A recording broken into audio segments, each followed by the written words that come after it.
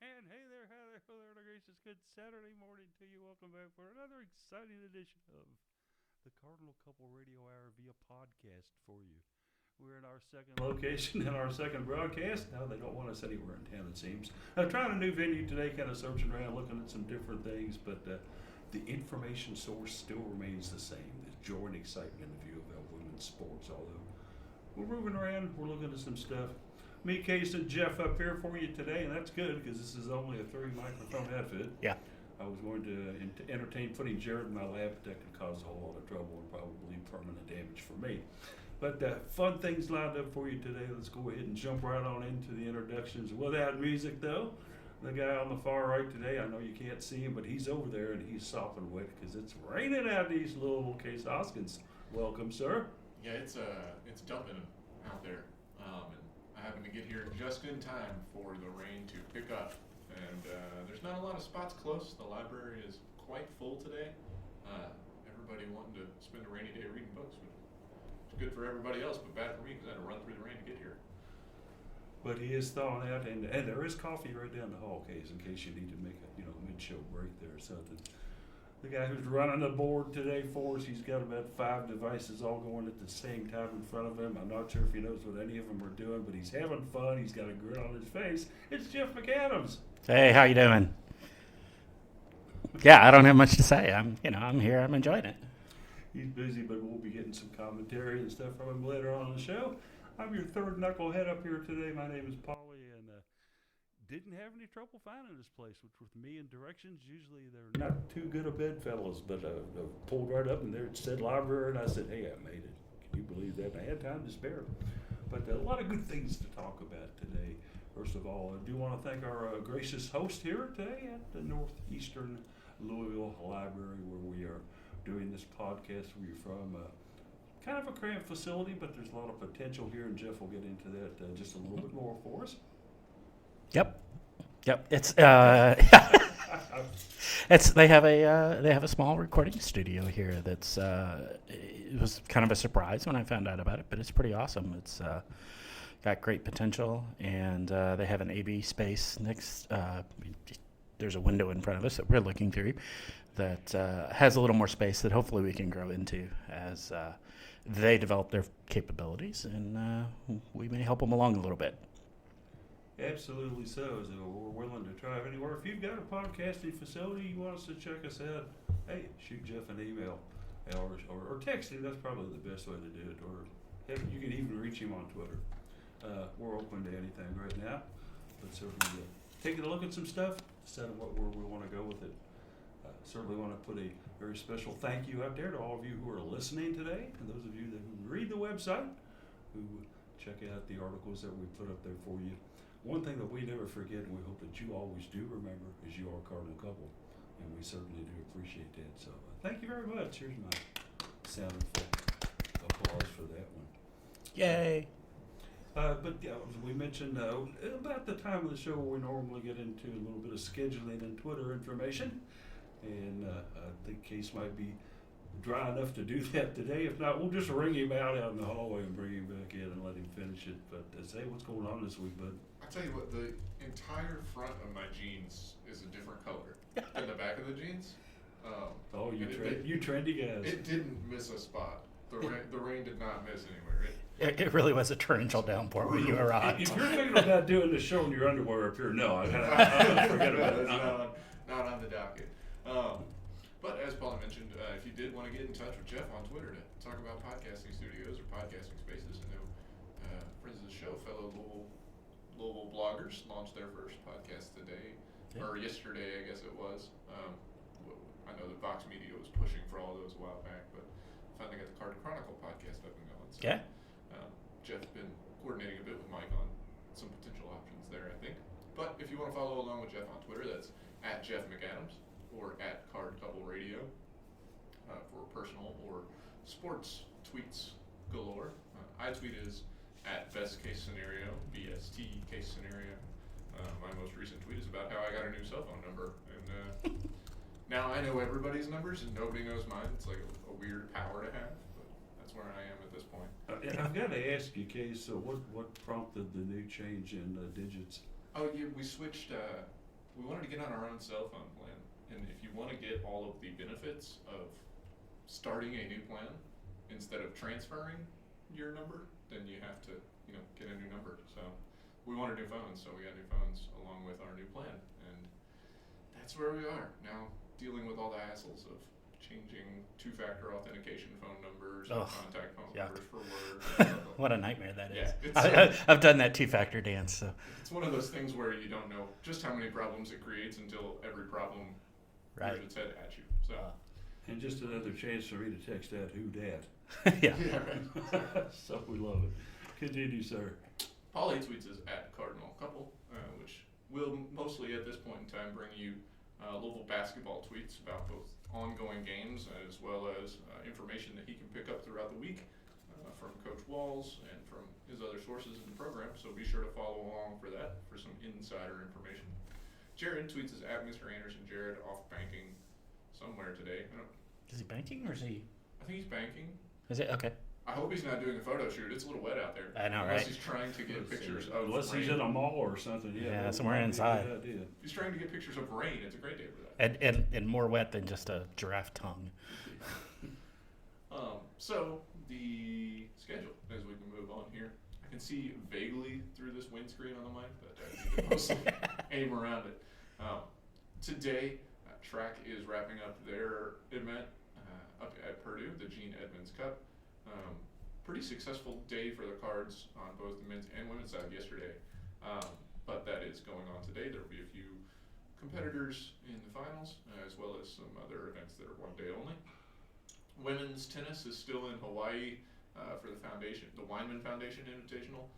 That one probably still being pushed around by weather patterns that they were dealing with Thursday and Friday. Then men's basketball taking on Notre Dame in South Bend at 2 p.m. today. That's on ESPN. Tomorrow, men's tennis looks like they open their home stand for the season. That's against Dayton, and that'll be in the Bass Red Center at 11. Also available with a live video link if you go to the site.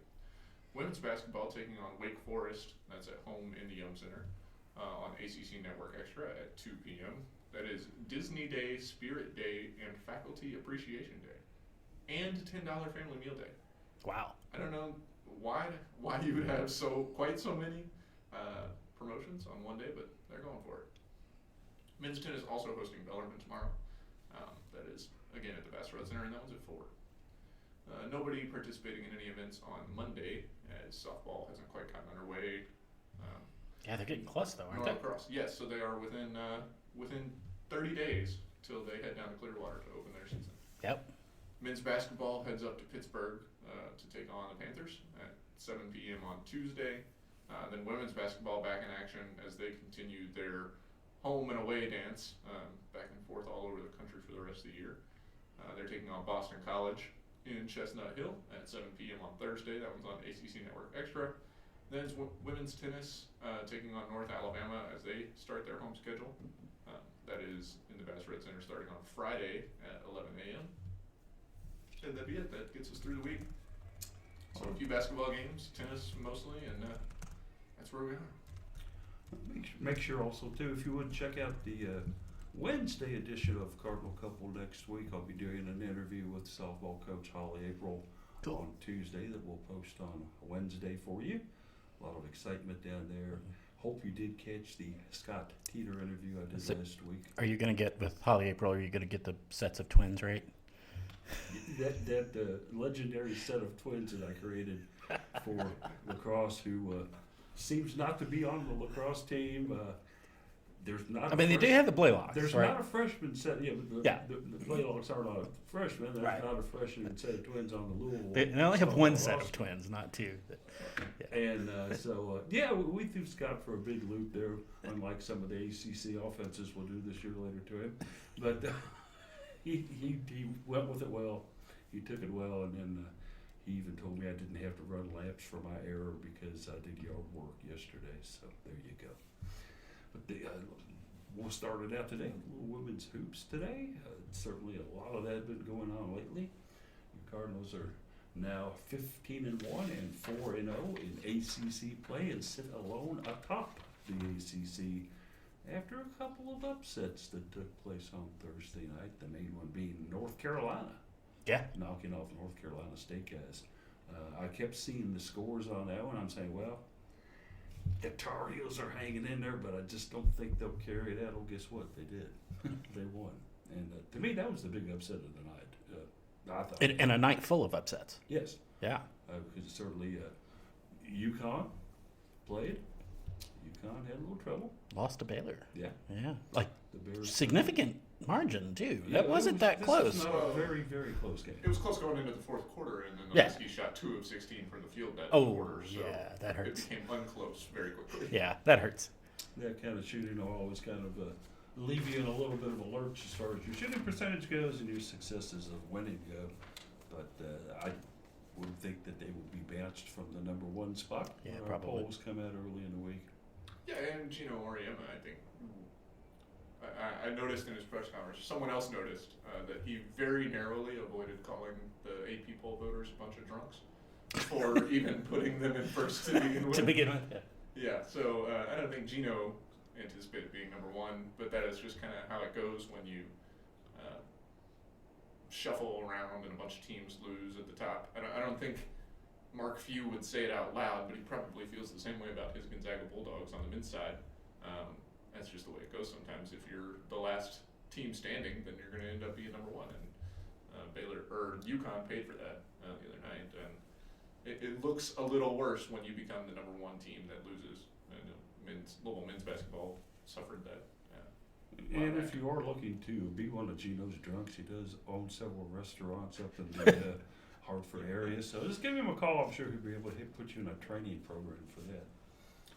But yeah, action actually from last Sunday. We'll kick off our show today as the Cards entertain the Blue Devils. The Blue Devils. Yeah, all right. Yeah, that's who. It's that sort of morning, huh? Yeah, that's cool.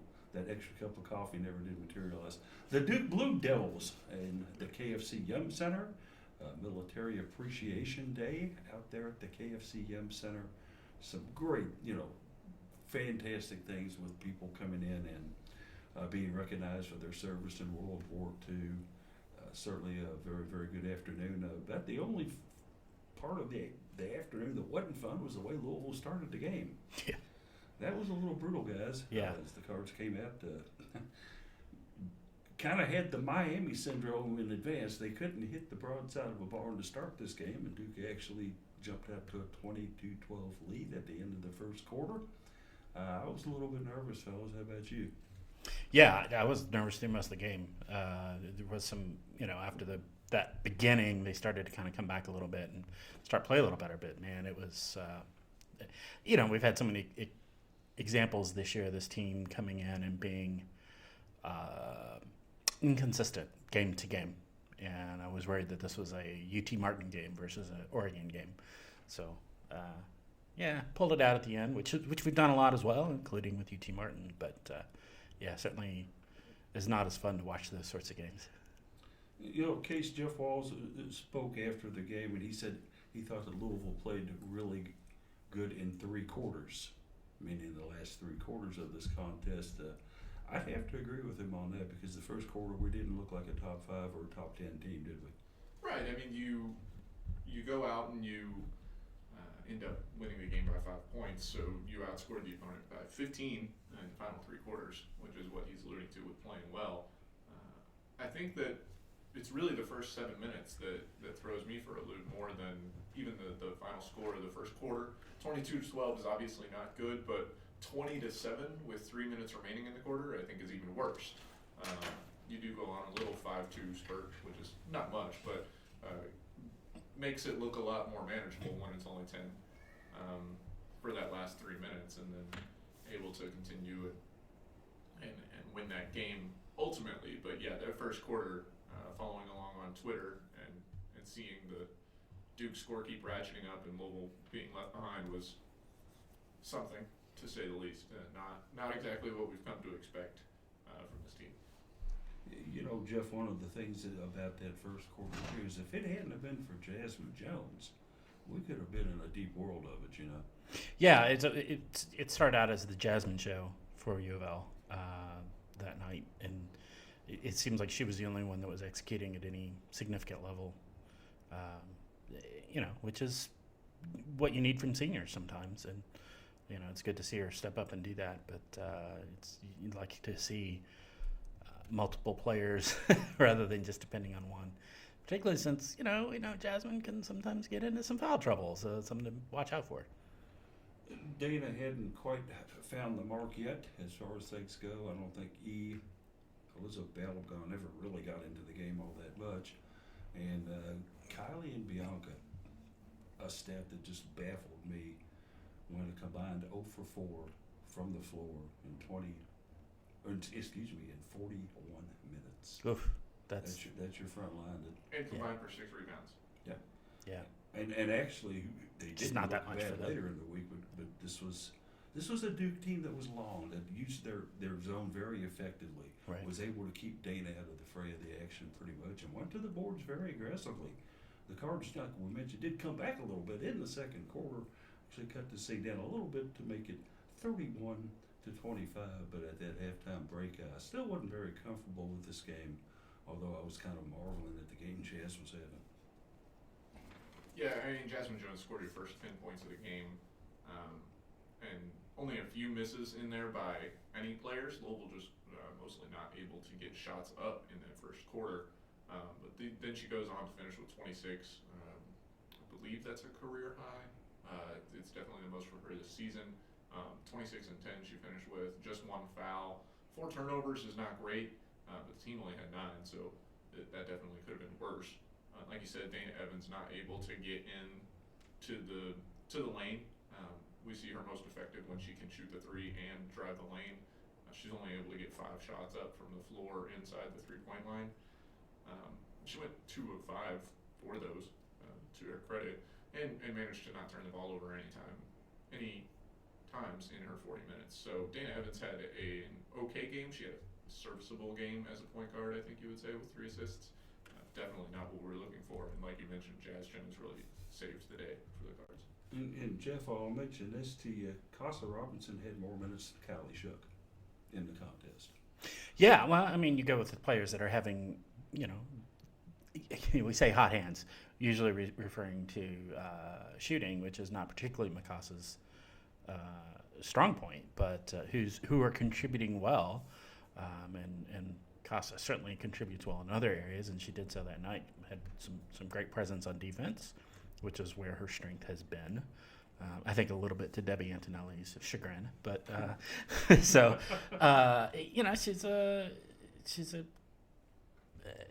she contributes in other ways that don't always show up on the stat sheet as well. But that's recognized by the team. And the Coach staff. Bowles realized, I think after this first quarter, that the only way he was going to handle one and be effective against this Duke zone was to go with the 4-guard offense as much as he could.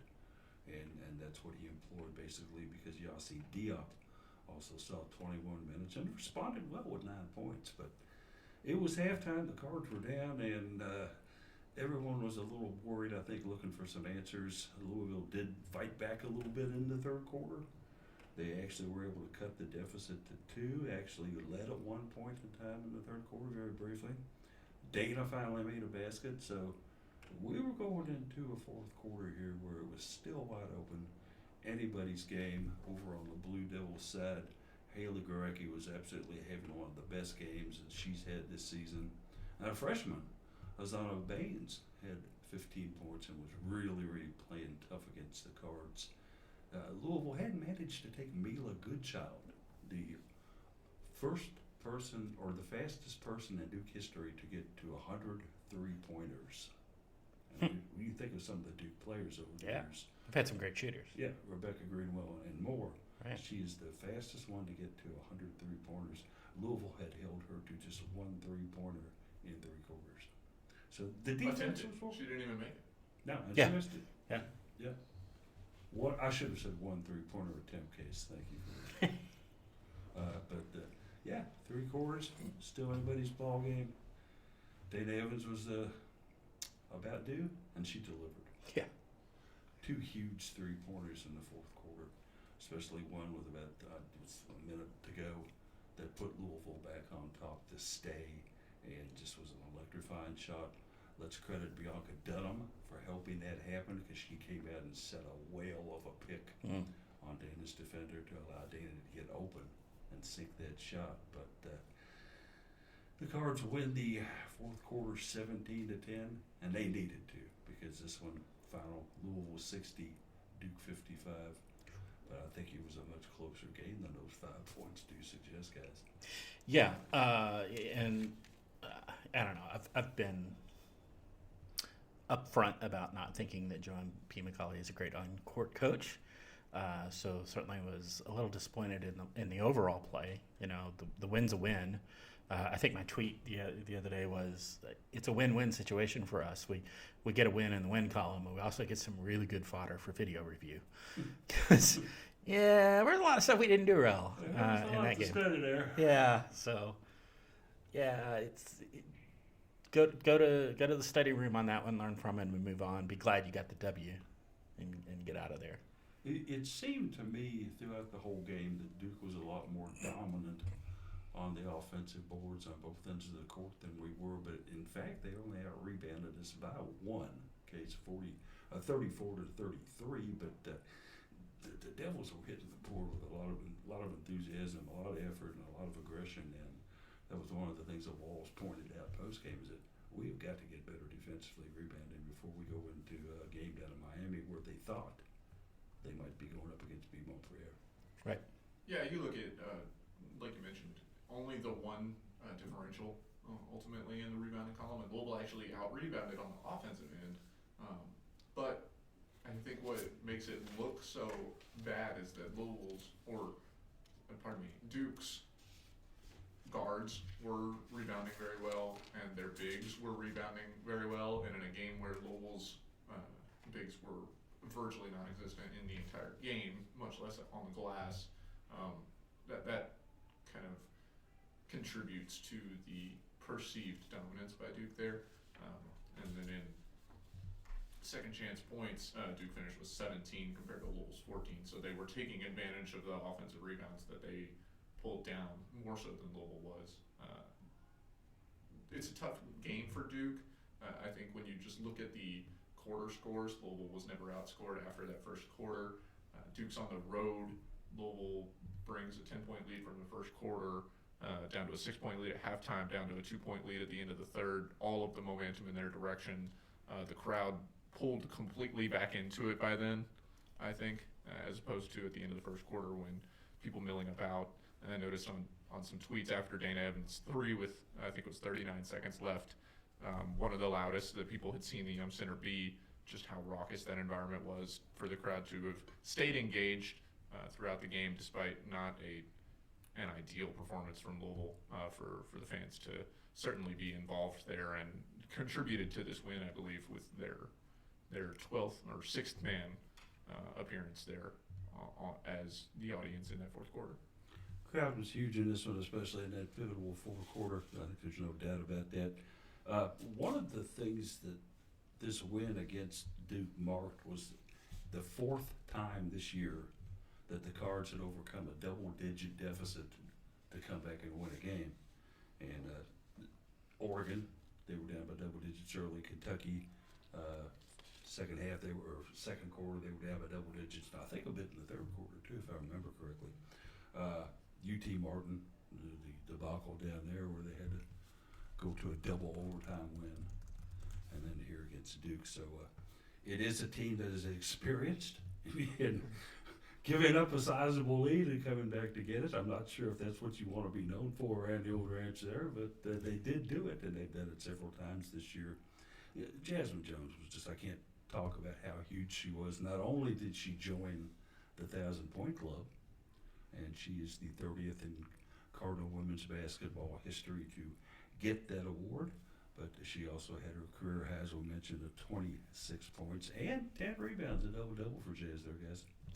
Yeah, outside of the turnovers, I think offensively is a very smart game for Jasmine Jones. You look at, she was 2 of 2 from 3, so not just jacking up a bunch of shots that weren't going in.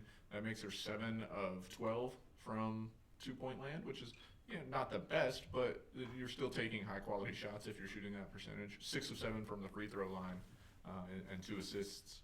So She was just very locked in, I think would be the word I would use, on the offensive end of the floor. And then adding 2 steals as well as numerous other turnovers forced with her presence of mind and her harassing defensive play.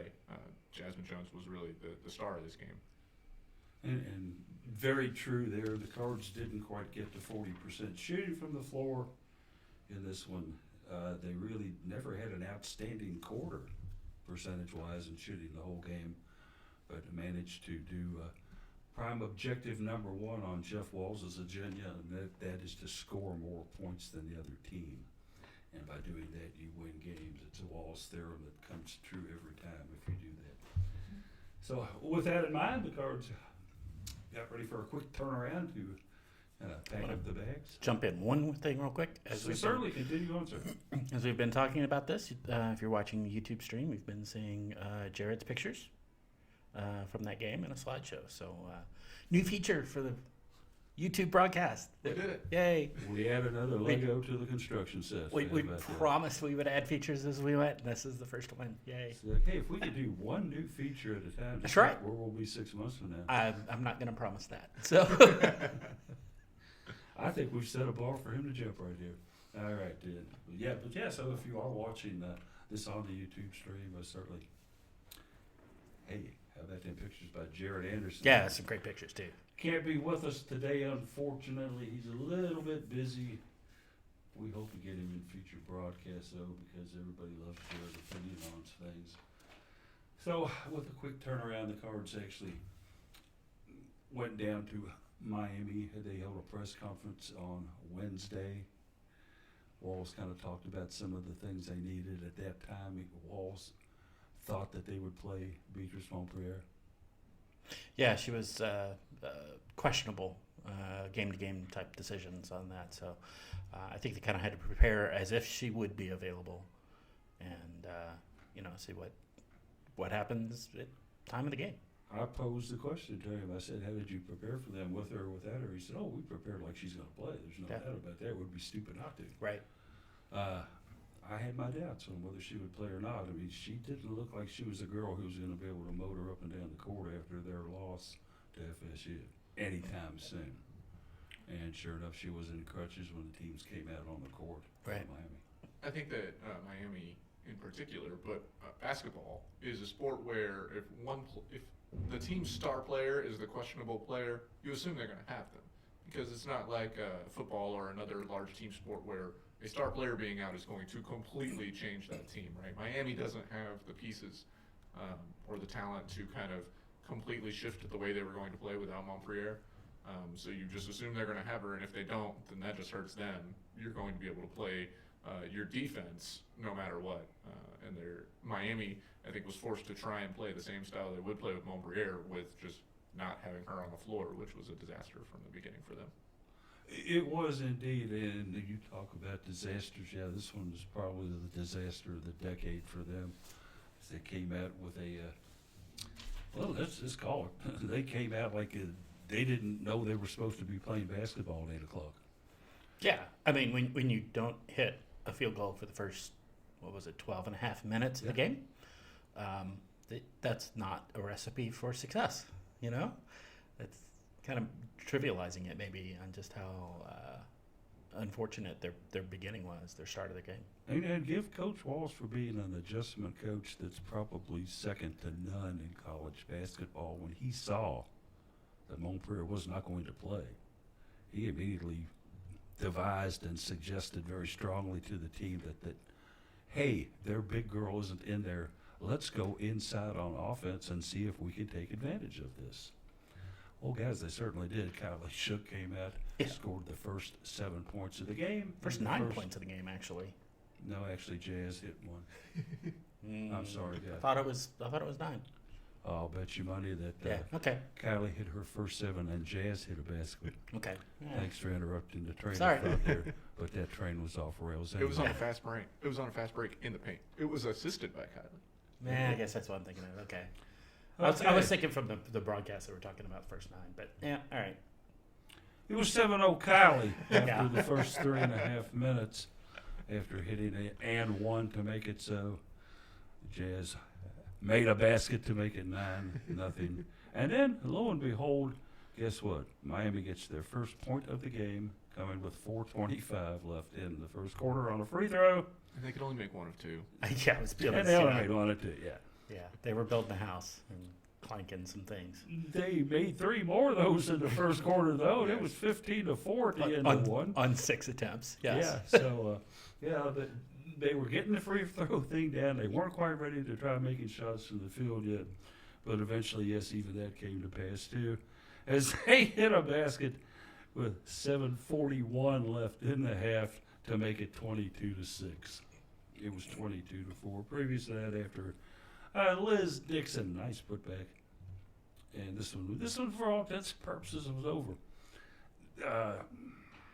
I understand they had Katie Meyer mic'd up on the sidelines, head coach of the University of Miami, and she was imploring her team to don't give up, don't ever give up. And I wonder if she was trying to channel her and her, Jim Valvano there. Yeah. But although, I don't think the Canes were giving up. They just simply weren't accomplishing much there. This one rolled out to a 27-9 lead after a Dana three-pointer in the second quarter. And the hits, they say in the radio profession, just kept on coming. Diop made it 33-11 on a nice inside shot. Dixon, a nice jumper, 35-14. And we go into halftime. The Cards are holding a 22-0 points in the paint advantage, and they are leading this thing 37-16 at the half. What a start, huh, Case? Yeah, actually, what has drawn my attention this whole time, I don't know that I've ever seen a basketball box score between teams that are, conference opponents, right? This is supposed to be teams that are generally on some sort of the same skill level. I don't think I've ever seen a basketball box score where one team was outscored by at least 10 points in every quarter. Miami had to be thinking, all we have to do is start making some shots, and then we'll start to cut into this lead. Except the problem was Louisville only scored 15 points in the first quarter because Miami couldn't finish a possession. Once Miami started scoring points, Louisville's offense was just clicking to the point where, all right, thanks for giving us the ball back. We're going to score again, and then you can try your next possession. Like you said, it was just 15-4 in the first quarter, but then 22-12 in the second, 24-14 in the third, and then 26-11 in the fourth. Louisville just put the pedal to the metal and refused to allow Miami back into this game in a bit of a punishing way, I would have to say. The Canes were 0 for 14 in the first quarter. They ended up making 3 shots from the floor, though, in the second quarter. That put them at a sum total of 3 for 26, and I don't think you have to be a math major to figure out that's about 11.5% shooting for your first 20 minutes. Ouch. As Homer Simpson say, that was Yeah. But things did get better for them. Unfortunately, they were so far out of it, there was nothing they could do. So how much Montpelier would have helped this, I don't know. Like Louisville was getting a lot of other contribution and action from other players besides the inside game as the second half and the second quarter progressed, Case. And certainly balanced scoring in the first quarter. When you take a look at it, 3 Cardinals had 9 points each. Yeah, I think that if Montpelier's in, the offensive philosophy changes for Louisville a little bit. You're not talking about finished with 44 points in the paint. And Louisville only took 18 three-point shots. That's not a lot for them. Dana Evans only took 5. This was a pretty low-volume shooting game for Louisville. 28 of 45, I believe it was, from 2-point land. So they're definitely working the inside. Montpelier probably changes that a little bit, but at that point, I think that maybe Kylie Shook, Bianca Dunham, E. Dixon, they're talking about making up for lost time against Duke, and they definitely made their presences known. And Montpelier probably changed that a little bit, but we won't find out because she wasn't available in this game. So you play the team that the opponent fields. Louisville did that, and they won the game. They actually went from the floor 35 for 63. That was a season high, 56%, and Jeff, I think no matter who they put in there, they seem to be able to fill up the bucket against a less than stellar Miami defense. Yeah, I mean, it was definitely a case of everybody that got on the court had a good game, pretty much. I mean, it's even when you get in late in the third quarter and into the fourth quarter and you start kind of emptying the bench out, when you get a substantial lead like that, even, Norika Kono came in and had just a monster Euro step shot that got the bench up and cheering. And Head beat dancing. Yeah. Lindsey Duval came in, dropped a couple of threes on them. Everybody just kind of said, okay, tonight it's beautiful in Miami, Coral Gables. Let's go and keep the good times rolling. And everybody just showed up. It was impressive. It's impressive to see what this team can do when they're all on the same page and executing well. And Bianca only saw like 16 minutes in this entire game. Only had 4 points, but you cannot discredit the work that she was putting in defensively and also on both ends of the floor. She got both of her baskets in the third quarter. But as far as just in there battling what Miami was trying to accomplish and the way that she was setting picks and doing everything else out there, she was, some people were questioning, do we really need her in the starting five? And my answer to that is a resounding yes, we do. We certainly do, guys. Yeah, I think Bianca provides a lot more than just the stat sheet shows. And if you watch any Louisville game instead of just reviewing the box score as many people do, if you watch those games, you see she is an important member of the team. One of those types of players who is going to provide that spark. She's going to provide the team with the intensity that Jeff Walz is looking for. I think really channels Jeff Walz' intensity through her as a player and brings it onto the floor in a way that nobody else on this team can do. Casa Robinson starting to become an offensive threat now, taking a challenge, as it were, from Jeff Walz, who told her that her shot was broken. Yeah. And she needed to go work on it. And she's put in the time and the effort in the gym. Look, we all know and love her as a defensive player, scrappy, intense, hustling all over the place. Just an inch too tall to be an attack Yorkie. Exactly. Yeah. But we can get her smaller shoes. Sorry. That's not a problem. If she can add offensive skills to what the sum of work is already on her, this is going to be another valuable reserve off the bench for the Cards, who have some pretty good ones already to begin with. 61-30 the score was after 3 quarters. I thought it was time for a treat, so I went into the kitchen and missed the first part of the fourth quarter. Got to miss Jasmine Jones get in the first 2 buckets of the quarter. The Cards were up 65-32 a minute and a half in, and by the time I got back, the announcers were already talking a little bit about what can Joanne P. McCauley say to her team. Or not Joanne, but what can Katie Meyer say to her team to possibly keep them interested in the final 8.5 minutes. It turns out in the huddle, she kind of said to him, Case, okay, we're starting 0-0. I want us to win this fourth quarter. I want us to come out and show that we've got some heart and play some basketball.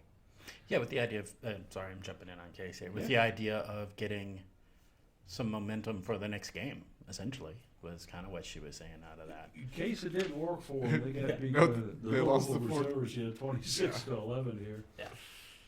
Yeah, lost that fourth quarter, the worst of any quarter in the game, so maybe she should have just not given that pep talk and seen what the Hurricanes could do elsewise. I was interested. I was just reviewing 4 players with double digits, and Kylie Shook dangerously close to a double-double. This is one of those situations where I'm going to harp on the box scorers. Again, there's no way the team had 7 rebounds, right? Yeah. Tell me who rebounded the ball. Yeah. So she may have missed a double-double on just laziness of assigning stats. But in a game that a team wins by 46, I don't think anybody's too worried about the final box score. And it does kind of boggle the imagination that the stat sheet can list 12 unclaimed rebounds. Okay, 7 for us, 5 for them.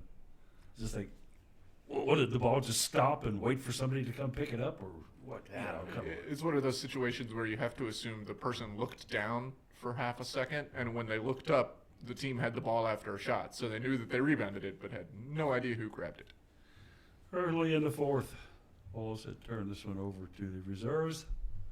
They came out and actually did some very, very good things. We've already mentioned the Kono Euro step, which has gotten a lot of Twitter play. Mm-hmm.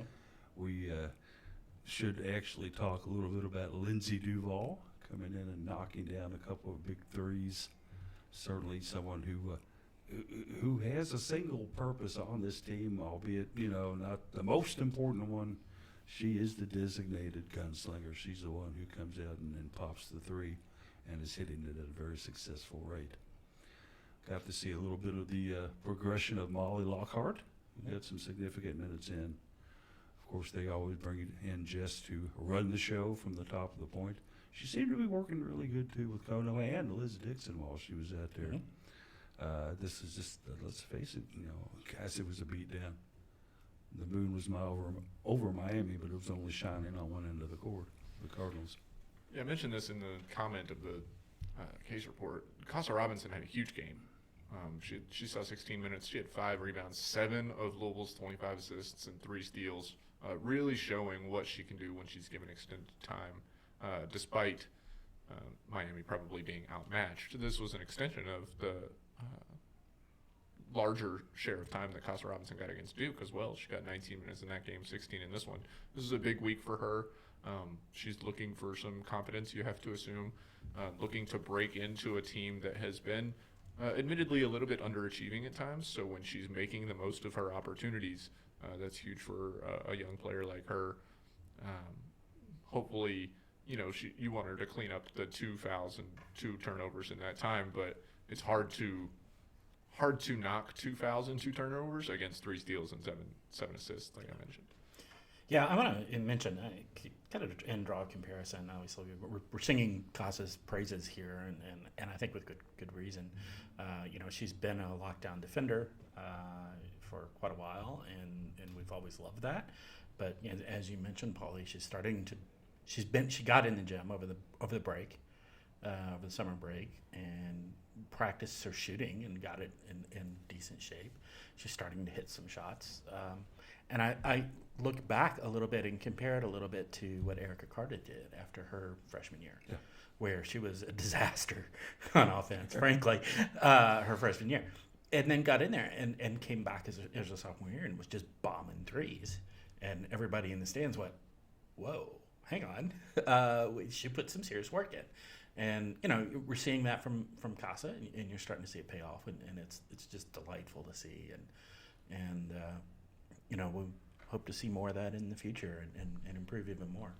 I also think Jazz has been working on her shot, and she's starting to hit some longer range shots as well. So it's just neat to see. Jazz's mid-range has impressed me quite a bit this year, the way it's improved, but I'm hoping and I'm delighted to see that Casa is adapting the Erica Carter, Dana Evans. I love the game of basketball and want to play it every chance I get. Right. Asia Dura had the same motivation.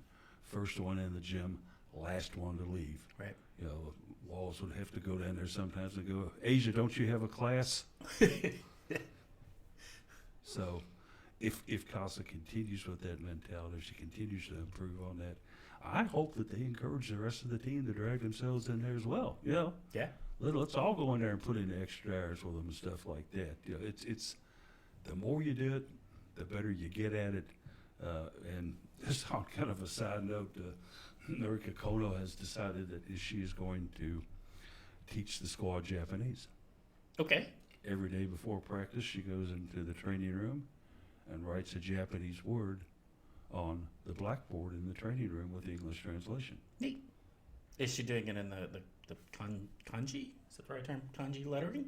Or like a transliteration into... I haven't seen it. I've just heard tale of it because they asked Jazz Jones about it. And she goes, I forgot the last one she told me. But it turned out and translated out to stink. I have to say, at 1 word per day, I don't think they're going to get very far You're not going to in their learning of the language. They might be able to get from the subway to the hotel, but other than that, probably not a place to eat. It doesn't take too many words to be able to survive in a place, but being able to thrive in it and speak the language is obviously much different. And Japanese is a hard language to learn. Oh yeah, just the writing Yeah. of Japanese is just. Yeah. I could probably endeavor the rest of my life to probably not get past the first grade education on it. Right. You know, that would be that rough for me. And as we did find out actually earlier this week too, the Cards will be going over to Japan next August Neat. and going over their 10-day trip over there. They're going to Nice. get a chance to also go to the Olympics and watch Team USA play, who they'll be that's cool. playing here in less than a month now. Yep. A team that we find out will include Angel McCautry. Yeah, should be. Yes, Angel will She'll be out back. there. The only major one, guys, I haven't seen is Atlanta Dale. Yeah, she will not Illinois. be playing. She's recovering from some back issues, I think. But Stewie's going to be there. Yeah. You got So it's basically all the big names in Yeah, the WNBA are going to be out on that court with the Bird, exception of Illinois. Tarasi. You just go down the list. You know, Yeah. they're all going to be here in our KFCM Center. So I'm going to put out this personal, unsolicited plea to you all right now. If you don't have tickets for this, I know, hey, okay, it's Super Bowl Sunday. I get it. Get it? But the game starts at 2 o'clock, and the Super Bowl doesn't kick off until 4.5 hours later, is all right? Yeah. Plenty of time for you to go down to the KFCM Center, have a great time, still get back up, pick your chicken wings, and head to the party of your choice, okay? And you can watch the halftime show and all the commercials afterwards on YouTube, which is really the only fun part of watching the Super Bowl. Anyway. unless Lamar gets there this year. Then we'll Yeah. Well. Okay. Now that. Yes. Okay. Fair point. So with the win, and dare we say it was a convention win, fellas? Yes, I think we can. Yeah. Cards now 15-1, 4-0 in the ACC. They will entertain the Wake Forest Blue Demons in the KFCM Center on Sunday. Demon Deacons. 2 o'clock game here, kids. Where Yeah. Demon Wake- Deacons, not Blue Demons. Demon Deacons, Blue Demon, whatever. They're You all really needed that second cup of coffee today, huh? yeah, and plus it's it's this room has got the lighting maybe of a cave. Yeah. There's And not if- a whole lot of light. If here. you I put gotta me get in a that. dark environment, I will go to sleep on you. Yeah. There is no doubt about it. So probably should have stopped at the concession stand outside and just said, bring me in the whole pot Concession of coffee. I'll pay you later. Yeah, because they do have a little snack bar. Yeah, it's, inside it's our coffee. It's facility. yeah, it's cool as coffee actually. Yeah. Yeah. So I may have to get that just in order to drive home today because I've been sitting here dreaming about Jeff going 1-on-1 against Norika and Yeah. her Euro stepping him to the hoop all the way. Yeah, easily.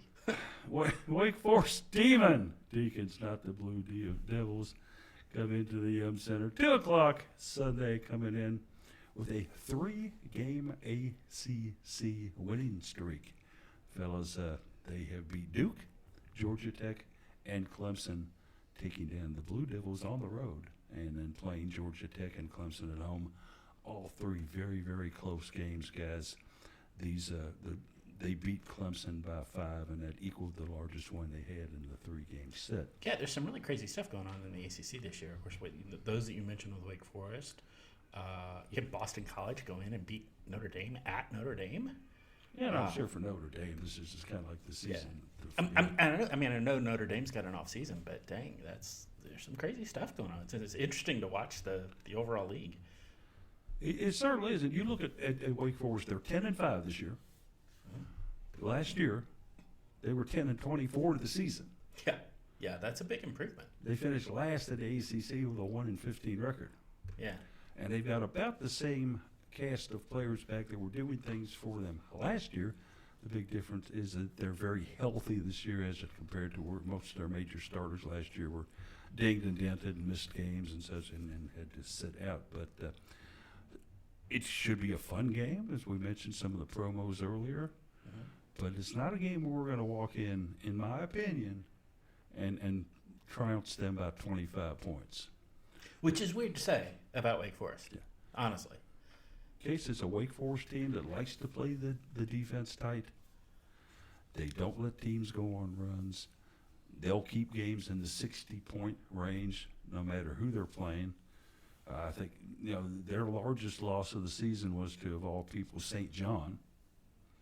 They gave up 82 points to the Red Women in an 82-74 loss. Yeah, you look at this, like you mentioned, 10-5 on the season, and 3 of those losses come in the first 5 games as part of a 3-game losing streak. So a rough patch for them there at the beginning, but since that time, what would that make their record? They were 4-4 early on. You know, Yeah. 8-2 since that 3-game losing streak. So they've really turned it around with wins over Dayton and Florida, and like we mentioned, the 3 conference wins so far. They're going to play a tight defensive game. Sorry, not match. Wrong sports. They're going to play a tight defensive game, but I think that Louisville has shown that they have the ability. And this is not to say that they're going to do it, because they've also shown the ultimate lack of ability. But Louisville has shown the ability to impose their will on offense, regardless of the opponent. So this is one of those games where if Louisville can do the things they're trying to do, if they can get out on offense, if they can find shots inside, get open shots outside, and have some shots fall, I don't think it's going to matter what Wake Forest is able to do or is trying to do, just because Louisville has that talent gap and the coaching advantage. But if Louisville is having a struggling day like we've seen them have, then this is a game that's ripe for Wake Forest to pull an upset. And Jeff, I don't like to get into the so-and-so beat so-and-so and we beat so-and-so, so therefore. But it makes us champions, right? But yeah, if that was the case, we would win the NCAA every year. That's right. It means we're going to beat the U.S. Olympic team. That's right. Because we beat That's Oregon, correct. and Oregon beat them. Yeah, absolutely. Yeah, we beat Oregon. They beat the No USA need to play the game. They We've should already be won. sending our team, not the USA team, over to compete in the Olympics. End of story. But their last loss, Wake Forest's last loss, was to Miami down in the Watsco Center down there by 3 points. So, but I don't like to go that way and then do comparisons that way. But what I will point out to you is that they do have 4 very, very proficient and good scorers on this Wake Forest team, led by Ivana Rocca. She's a 6'2" forward. She's just a junior. She's averaging 16.3 a game, not too far behind Ms. Evans. Yeah. They've also got a very, very talented guard in Alex Sharp, 6'1" guard, kind of about Palagon size. She's going for 12.7 a game. Gina Conti, no relation to the coffee company magnate here in Louisville. 5'10" junior guard. She's averaging 11.3. And then Ona Uda. And no, I haven't stumbled over that one, Case. And no, I'm not hungry and need you to go get me something to eat. Ona Uda, 6'1" forward. She's a senior. She's averaging 7.8 for a very talented Jen Hoover team, guys. Yeah, Louisville has shown the ability to neutralize opposing guards. So if Wake Forest is going to depend on their guard play, that might not work out for them. But we've seen a bit of an interesting defensive week, you could say, for Louisville's front court. So we're going to need something out of them to be able to stop those high-scoring forwards, as you mentioned, and then depend on Jess Jones, Casa Robinson, and Dana Evans to do what they've been doing throughout the season, and really put the clamps on the high-scoring guards of Wake. And also, Jeff, they're out rebounding their opponents. Wake is by 11.5 this year per game. Whoa. 42.5 to 31.5. That's a significant margin. I know their schedule's been laced with some mid-majors here and stuff like that, but still, if you're 11 boards up on your opponents per game per year, do you know that's not bad at all. Do you know the breakdown of offense versus defense? No, unfortunately, I didn't get that far into it. Being the IT wizard that you are, I'm sure you'll have that up in no time for me. Working on it. All I know is that Rocca goes to the boards very, very strong. They've also got Maya Banks and Christina Mora, who come off the bench. They both got height to them, 6'4" and 6'2", and can crash those boards as well. So I don't think we're going to have the easy inside play that we saw against Miami at all, because the Wake Forest girls do follow missed shots on both ends of the court, Case. Yeah, Louisville has struggled, I guess you could say, on the rebounding and not quite critically winning the R in Fred report, as you mentioned on the season. So that's definitely a position or a position of need, or an area of need that Louisville will have to compete on offense and defense for rebounds, because Louisville kind of depends on their second chance shots, and they are very Very lax at giving up second chance points. Wake Forest is a very good rebounding team, like you mentioned, so they're going to try and put up second chance points, and Louisville's going to need to limit those opportunities. You got some numbers there for me, Jay? Yeah, so it's about evenly split, that margin on offense defense. The totals 209 offensive rebounds versus an opponent's 165.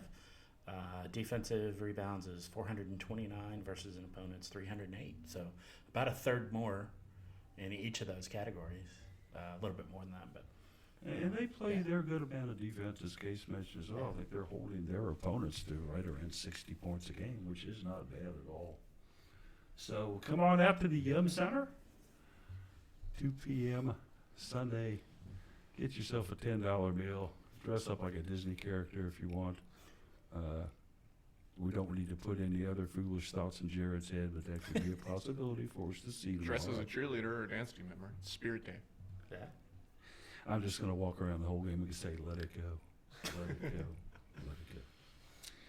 Other sports that we kind of tailored to a little bit early in the broadcast, you wrote about today in your article today, Case, at Cardinal Couple. Kind of let us know what else is going on here as we draw close to the end of our show, some of the other things happening. Yeah, we've been talking mostly about basketball for good reason. Basketball's been having a very good season, and they're the primary sport that we cover here at Cardinal Couple. But we do have the other spring sports that are starting to get underway. Track and field is competing in their meet at Purdue this weekend, and they've already had a couple of good results. Brianna Washington, freshman, she came third in the triple jump yesterday. McKinley Forrest and Haley Hudson swept first and second in the weight throw. And then Brooke Ragland and Kayla Alexander won their preliminaries in the 60-meter dash and the 60-meter hurdle. So they'll be coming out for those finals today. Swimming and diving, they went up to Illinois to take on Northwestern, and they swept the 25th ranked men's and women's teams. There were a ton of results. I didn't go into them in the article today. A bunch of good results, too. Louisville won 12 events, including 3 out of the 4 relays. They really just dominated that meet. They're ranked 11th and 12th in the country, men's and women's are. So they're having a very good season under Arthur Alviaro. Like we mentioned earlier, softball, just a month until they take on their first round-robin tournament of the season when they're going down to Clearwater. That'll get underway February 6th, I believe, with a number of teams down in that area. So they finish up their first week of practice this week. And think about this Case, they will be on the road for almost a month before they play their first game at Homer Stadium. Yeah, it's one of those situations where the northern teams and those in the Midwest, they really don't have early season softball and baseball weather. So those teams really hit the road for a long time, and I think that it ultimately will benefit the team come later in the season, both because you get a number of additional home games as the season wears on, and then you have that experience towards the postseason play where you're playing outside your own stadium. Yeah, this is pretty typical for softball scheduling for us. It's not uncommon for them to go a month before they're from season opener to home opener. So it just makes sense. It's practical. And it's certainly well expected given the volatile situation of our weather here in February. If you look at it, or even January even right now. Going on up to Derby, as a matter of fact, I wouldn't blame them if they wanted to take off for 2 months and say, hey, let's go to some sunny places and play. But I'm looking forward to my interview with Holly, April, on Tuesday. Certainly some questions to ask her and find out about. Certainly want to see what is going on in terms of pitching this year and some other things. Some new transfers in that could be very potent, and certainly want to also find out about the freshman class. From all accounts and purposes, this is a very highly ranked and respected class coming in here, Jeff. So yeah, just be careful asking about twins. I think this. I'm going to avoid any human contact conversation at all about twins or siblings or even distant relatives or in Fairbanks don't want to come down for the game. None of that with Holly, just straight out, and that's the way Holly likes it, straight and simple. We give her the facts, she talks about them, and she'll certainly do a great job for us on that, fellas. I think that this is a softball team, just in conclusion here, that it's going to be another contender in the Hope so. ACC conference. I think they will. They've got some very good pitching back. They've added some great pitching. And, even if it all fails and nothing comes to pass, just go out to watch Celine Funky. Yeah. Because, Absolutely. we talk about Q coming to Louisville and being a showman to his own. Celine's worth 5 times the admission price you can Yeah. pay for your Louisville. Yeah, softball. well, I mean, there's a reason that at volleyball matches and others, you see Celine Funky and Jasmine Jones together Yeah. a lot. They're both out there and have fun and cheer the teams on, and it's fantastic. And it's soccer too. Jared got some pictures of them out there this year. It's great to see, and they're a lot of fun. They're both have plenty of personality, we'll say. Wonderful to see the support, and certainly Louisville women's basketball is finished with their season. You can bet your bottom dollar the Jazz Jones will be out there cheering on softball as well. And Yep. wanting to go chase down foul balls and leave the ballpark, and wondering why the pitcher can't throw strikes and stuff like that. But Jazz has a great time out there, and usually has an entourage when she hits it. So Yep. we do encourage you to hit Louisville softball as many times as you can this year. That wasn't a pun. It's show up Yeah. for Louisville softball as many times as you can. With that, let's go ahead and get into some final thoughts for the show. I'll let Case start us out today. Yeah, so my final thoughts are that I'm excited for the spring sports to get going. Not only because it gives us a little bit more to talk about at the site and here on the show, but also because it means spring is on the way. Yeah. If we're going to suffer through spring with additional windstorms with torrential downpours, maybe that's not the best thing. But if we can skip straight over winter, knock on some wood, if we can skip over some winter, that would be great. But I'm not getting my hopes up quite yet for that. So excited for spring sports to start. Good thoughts indeed. Jeff, what you got? Tangential to that, I'm shocked at how close we are to spring sports. We talked about softball season openers less than a month away at this point. Lacrosse is in similar sort of time frame. Man, it's exciting. It feels like I was just hitting the road for volleyball matches to finish up their season, but we always think of this winter time period where it's predominantly basketball. It's not a whole lot of time between the end of fall sports and the beginning of spring. So I'm kind of echoing Case here. So this is fun. It's exciting. I'll jump in with you guys on that and chime in as well. It's coming up the time of year where I actually stay pretty active and involved in 3 sports going on down at campus, giving you as much lacrosse coverage and softball coverage as I can, in addition to women's basketball. I know there are other spring sports out there that we maybe don't come across as strong on as we do those 3.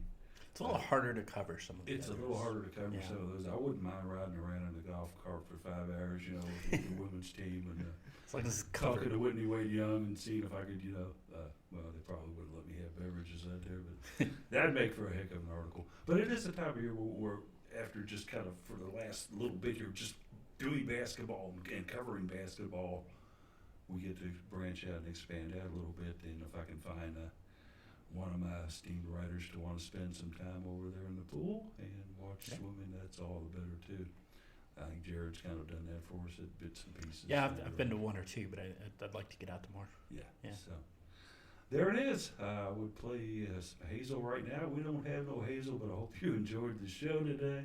And look what we can do, Louisville. Okay, that's why I'm not a vocalist anymore. We'll see y'all next week. Thanks.